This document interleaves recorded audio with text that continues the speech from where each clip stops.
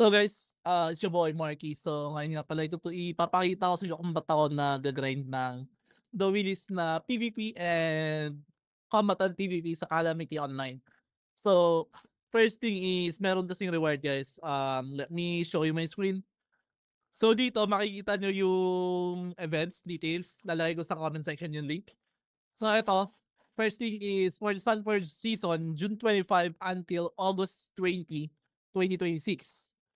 Ayan. Duration ng event is 8 weeks. Then meron silang mga $20 prize pool para sa ano, PVP conquest, PVP conquest and some rewards para dun sa content creators. And ngayon cover natin yung weekly tribute pools and yung magiging price, yung ano kasi, yung conversion kasi ng 100 gold is 1 USDC is to 100 gold.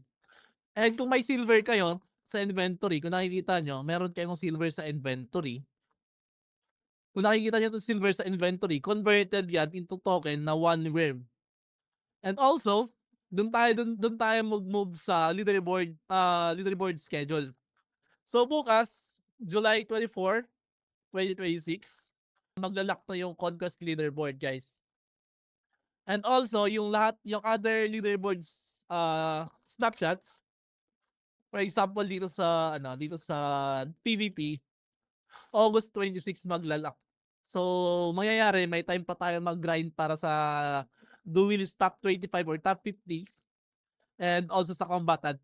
Pwede pa natin ilaban 'yon. And dito, pinapakita dito yung prices ng leaderboard kung ano, dito sa WIRM token. WIRM token yung ibibigay worth, estimated of $5,000. Ayan.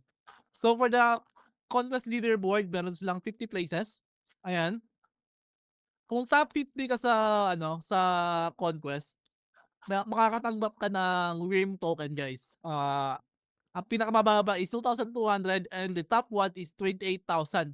Ang swerte ni Void kasi 28K pre. That's estimated $200 man.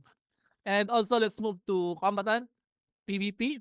And merong top 40 for the lowest one is 1,250 WIRM token.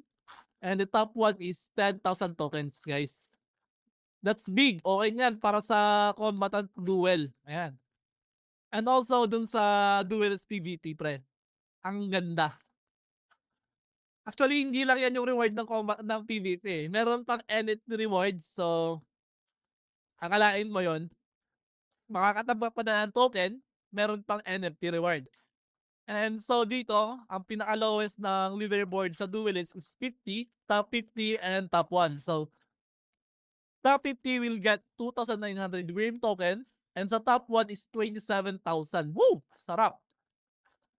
Move tayo dun sa NFT rewards na matatanggap ng sa fishing, dun sa PvP, sa content creation, tsaka sa conquest yung PvE. So sa PvE, meron silang special PvE leaderboard cosmetic NFT. 3 rarity grades. Alright. So, hindi natin alam anong klase, saan isusuot yung NFT nito. Then dito sa PvP or Combatant Duelist, merong top 25 on each PvP leaderboard. So, kung top 25 ka sa Duelist and top 25 ka sa Combatant, possible na dalawa yung matanggap mo, pre.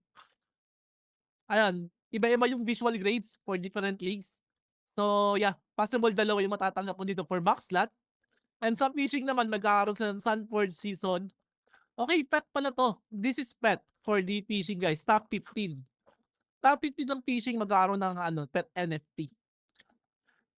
Ayun, malakas, malakas, maganda, maganda. Kasi maganda magkaroon ng pet dito, pre. And for the content creation, magkakaroon sila ng NFT reward packs. Wala lang USDC, walang USDT.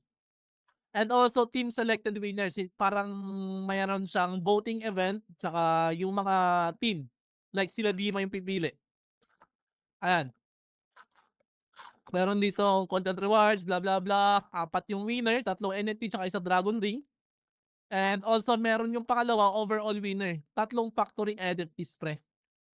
I think that's it. I covered na yung mangyayari dun sa rewards pool nung Sunforge season.